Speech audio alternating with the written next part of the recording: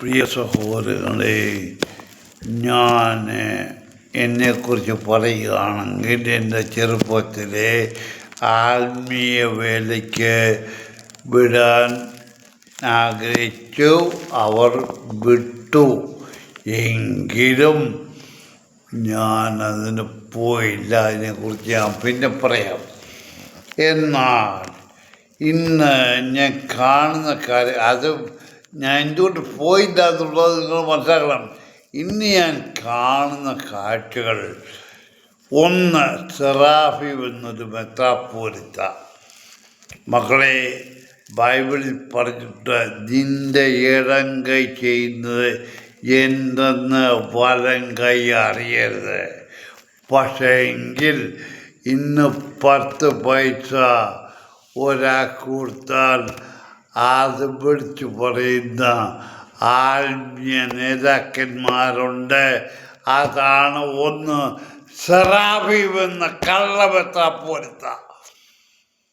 അവൻ പറയട്ടെ, അവന് നേരത്തെ ഓട്ടോറിക്ഷക്കാർക്ക് ഏതാണ്ടൊക്കെ കൊടുത്തെന്നും ഇപ്പം ഞാൻ പറഞ്ഞുതരാം, അതിൻ്റെ ശരിയായ കാര്യം പറഞ്ഞുതരാം. ഓർത്തോ സഭയിൽ സ്ത്രീകൾക്ക് നേതൃത്വ പരിശീലന ക്യാമ്പ് കൊടുത്തു.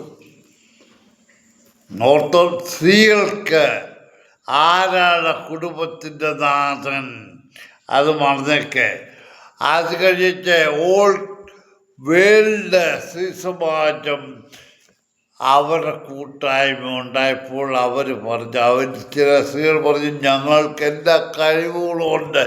അത് മക്കളെ എനിക്കറിയാം, നിങ്ങൾക്ക് എല്ലാ കഴിവുകളും ഉണ്ട്. അത് ഞങ്ങൾക്ക് ഇന്ന സ്ഥാനം വരെ വായിക്കാൻ കഴിവുണ്ട്. അത് നല്ലത് തന്നെ. അവിടുന്ന് പോയിട്ട് ഇപ്പം ക്ലാസ്സുകൾ എടുക്കുക സ്ത്രീകൾക്ക്. ഞാൻ ഇതുവരെയും കണ്ടത് ഈ പുരുഷന്മാർ, കുടുംബത്തിലെ പുരുഷന്മാർക്ക്, പ്രാർത്ഥനാ യോഗത്തെ പുരുഷന്മാർക്ക് ഒരു ക്ലാസ്സും ഒരു പുരോഹിതി ഒരു ബസ്താനും കൊടുക്കുന്നത് ഞാൻ കണ്ടില്ല. ഞാൻ കഴിഞ്ഞ ദിവസം കണ്ട സ്ത്രീകൾക്ക് 10 സ്ത്രീകൾക്ക് അഹിംബിയാരി ക്ലാസ് എടുക്കുക. എന്തുവാ? നമ്മുടെ രൂത്തിൻ്റെ, അതായത് ക്രിസ്തുവിൻ്റെ വംശാവലിയിലെ സ്ത്രീകളെക്കുറിച്ച് രൂത്തിനെ തൊട്ടു. രൂത്ത്, ബോവസ്, ഇതൊക്കെ ആർക്കറിയാൻ വയ്യാത്ത? നിങ്ങൾ അത് കണ്ട് എവിടെ നോക്കിയിരുന്നു, എന്ത് കണ്ടു? ഞാൻ അവിടെ പ്രാർത്ഥിക്കാൻ ചെന്നതാ. അവിടെ ഞാൻ കണ്ട കാര്യം നിങ്ങൾ വായി നോക്കി കേട്ടോണ്ടിരുന്നു. നല്ല കാര്യം. ആശൻ വികാരി പറഞ്ഞത് കേട്ട് നല്ല കാര്യം. നിങ്ങൾ വീട്ടിൽ പോയി ബൈബിൾ വായിക്കേണ്ട കാര്യമില്ല. വീട്ടിൽ പോയി ഒരു കാര്യം ചെയ്തില്ല. സ്ത്രീകൾക്ക് ഈ എല്ലാ പുരോഗമനവും, അതായത് എല്ലാ കാര്യങ്ങൾക്കും ഉന്നതി കൊടുക്കുന്ന ഒരു വിധമാണിന്ന്. ബൈബിളിൽ പോലും സ്ത്രീകളെക്കുറിച്ച് ഇന്ന മാതിരി എഴുതിയിട്ടുണ്ട്. അതുകൊണ്ട് നിങ്ങളൊന്നുകൊണ്ടും ഭയപ്പെടേണ്ട. നിങ്ങൾ ലോകത്തിലേക്ക് ഏറ്റവും വലിയ ആൾക്കാർ. സ്ത്രീകൾക്ക് നേതൃത്വ പരിശീലനം കൊടുത്ത എന്തിനാ? ആരാണ് ഒരു കുടുംബം സ്ഥാപിച്ചു? കുടുംബത്തിൽ ആരാണ് നാഥൻ? അപ്പോസ്തല പ്രവൃത്തികൾ തോന്നിവാസം നടക്കുന്ന പുരോഹിത വർഗമേ, നിങ്ങൾ മനസ്സിലാക്കുക. അല്ല, നിങ്ങളെ കേട്ടോണ്ടിരിക്കുന്ന പെണ്ണുങ്ങളെ നിങ്ങൾ മനസ്സിലാക്കുക. അപ്പോസ്തല പ്രവൃത്തികളിൽ എന്താ പറഞ്ഞിരിക്കുന്നത്? വേണ്ട. അന്ന് സഭയെന്ന് പറഞ്ഞാൽ എന്തായിരുന്നു? പുരോഹിതവർഗം നയിക്കുന്ന സഭയായിരുന്നു അത്. അല്ല, പുരോഹിതവർഗം എങ്ങുമില്ല. അന്ന് സഭ എന്ന് പറഞ്ഞാൽ വിശ്വാസികളുടെ കൂട്ടമായിരുന്നു. അവർ കൂടിയിരുന്ന് അന്യോന്യം എല്ലാം കാര്യങ്ങൾ പറഞ്ഞ് ആർക്കെങ്കിലും പ്രയാസമുണ്ട് അന്യോന്യം സഹായിച്ച് കേട്ട് പോയിരുന്ന ഒരു സമൂഹമാണ് സഭ. അന്നത്തേത് ഇന്നത്തേത് പറയുന്നില്ല.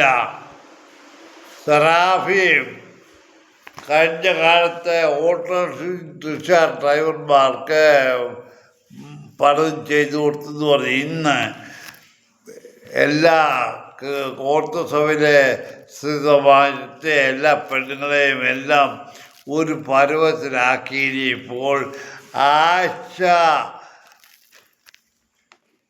വർക്കർമാർ പിന്നെ വേറെ ഏതൊക്കെ ആൾക്കാർ പെണ്ണുങ്ങളെ അവരെ വിളിച്ചു കൂട്ടിട്ട് അവർക്ക് സദ്യ കൊടുക്കുക, അവർക്ക് കിറ്റ് കൊടുക്കുക, സമ്മാനം കൊടുക്കുക. നല്ല കാര്യം. നിങ്ങളെപ്പോഴും പെണ്ണുങ്ങളുടെ സംരക്ഷണത്തിലുള്ളതുകൊണ്ട്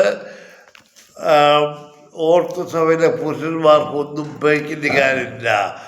നിങ്ങൾ അവരെ സംരക്ഷിച്ചുകൊണ്ട് എപ്പോഴേ ഒരു കാലം വരുമ്പോൾ നിങ്ങൾ തോഴിച്ച് പുറത്താക്കിച്ച് ഇവിടെ നിൻ്റെ അവിടെ പോകാൻ പറയും. ഞാൻ നിങ്ങളോടൊന്നും പറയുന്നില്ല. സറാഫിയും നീ ചുടയുള്ളവനാണെങ്കിൽ തന്തയ്ക്ക് പറക്കുന്നവനാണെങ്കിൽ നീ എന്നോടൊന്ന് സംസാരിക്കുക. നീ നിൻ്റെ സഭ ഓർത്തസഭ വിശുദ്ധ സഭയാണെന്ന് നിനക്ക് പറയാമെങ്കിൽ അതെന്നോട് സ്ഥാപിച്ച് പറ. നീയൊക്കെ തോന്നിവാസം നടക്കുന്നവനാണ്. നിൻ്റെയൊക്കെ നേരിന്നറി ഞാൻ പുറത്ത് കൊണ്ടുവരും. ഞാൻ വിടത്തില്ല. നിങ്ങൾ സഭ വിശ്വാസികളെ ചൂഷണം ചെയ്ത് കിട്ടുന്ന കാശ് അന്യോന്യം വീതിച്ചെടുക്കുക. അതിനെക്കുറിച്ച് ഞാൻ ഇപ്പോൾ പറയുന്നില്ല. അത് ഞാൻ പുറകാലെ പറയുന്നതായിരിക്കും.